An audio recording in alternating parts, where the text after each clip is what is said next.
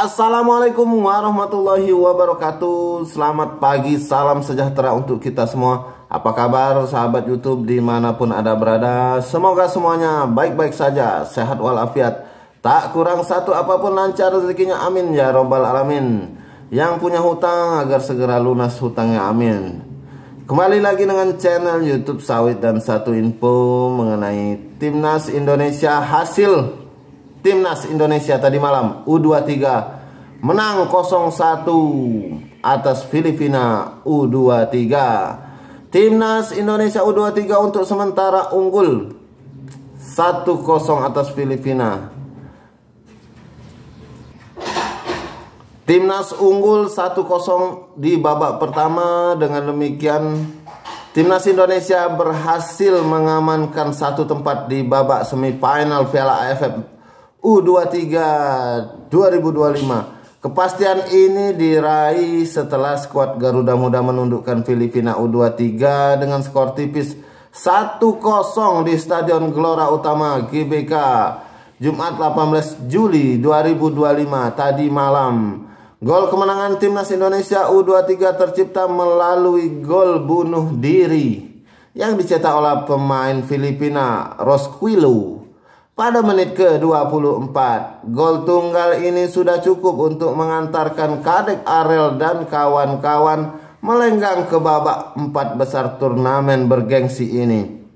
Meskipun hanya meraih kemenangan tipis, penampilan Timnas Indonesia 23 tetap patut diacungi jempol. Sepanjang 90 menit pertandingan, skuad Garuda Muda tampil sangat dominan.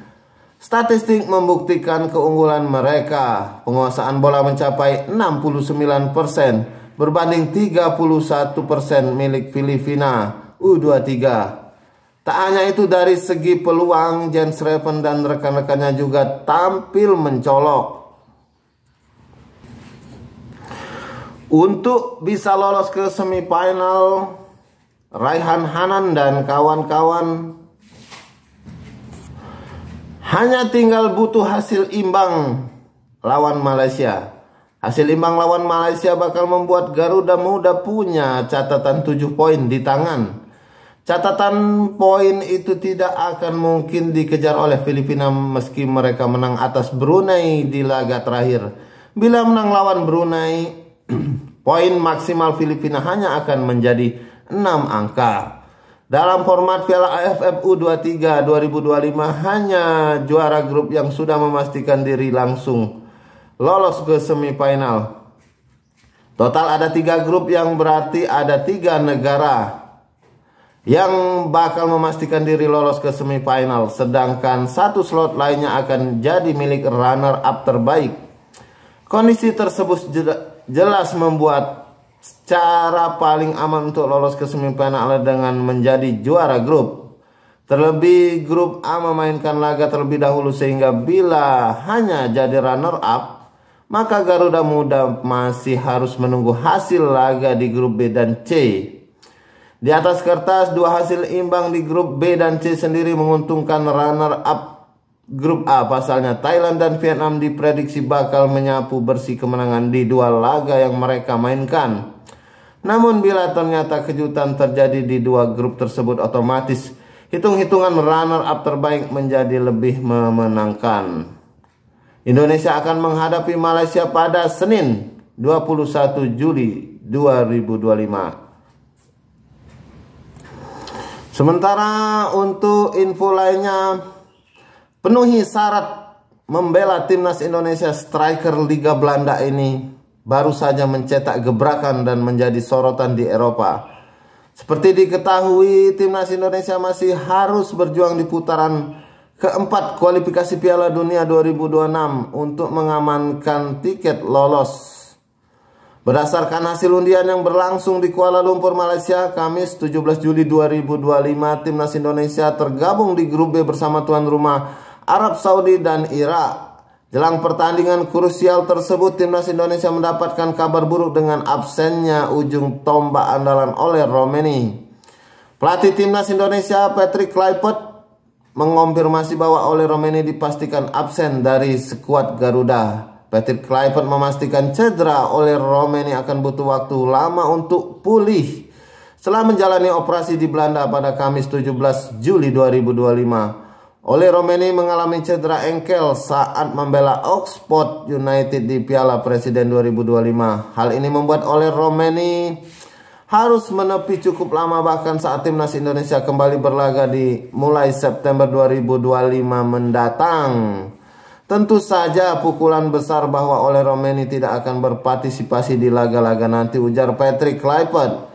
Di tengah kabar buruk atas kehilangan Ole Romeni, PSSI harus segera mencari opsi lain untuk mempertajam lini depan timnas Indonesia. Jika PSSI berencana mendatangkan pemain naturalisasi tambahan sebagai pengganti Ole Romeni, Miliano Jonathans bisa menjadi pilihan menarik. Sebagai informasi, Miliano Jonathans merupakan salah satu pemain keturunan Indonesia yang saat ini memperkuat klub kasta teratas Liga Belanda FC Utrecht. Berdasarkan data dari laman Transfermarkt, Miliano Jonathans disebut memiliki darah keturunan dari Depok, Jawa Barat. Keluarga ayah saya dari Depok dan kami masih berkunjung ke sana, ujar Miliano seperti dikutip dari Transmarkt Minggu 4 Agustus tahun lalu. Ya, berbekal fakta tersebut, Miliano Jonathans pun memenuhi syarat FIFA untuk dinaturalisasi dan membela timnas Indonesia. Input terbaru juga, Pak Erick Thohir juga mengkonfirmasi perkembangan proses naturalisasi penyerang muda Mauro Zylstra. Pemain berusia 20 tahun tersebut sedang dalam tahap finalisasi sebelum diserahkan ke DPR RI untuk mendapatkan persetujuan resmi. Sedang proses naturalisasi Mauro dari pemerintah ke DPR. Kita tunggu saja. Mauro Zylstra sekarang sudah ada. Tentu ada prosesnya.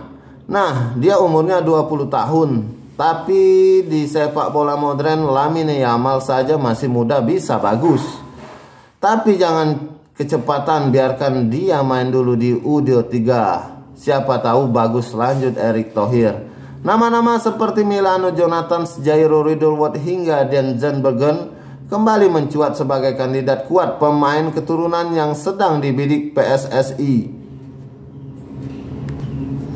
Namun hingga kini belum ada konfirmasi resmi soal siapa dua striker yang dimaksud Erick Thohir soal pemain naturalisasi berikutnya.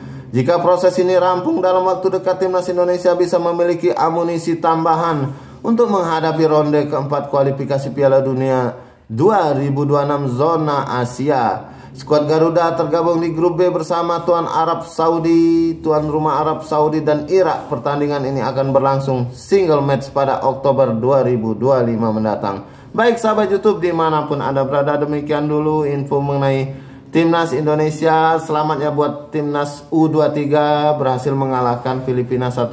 Dengan ini memperbesar peluang ke semifinal, bahkan sampai ke juara Piala AFF U2025 U23. Kita doakan semoga berhasil tercapai. Amin ya robbal amin. Demikian dulu, mohon maaf jika ada salah kata atau salah ucap. Saya akhiri, wabillahi taufik wal hidayah. Wassalamualaikum warahmatullahi wabarakatuh.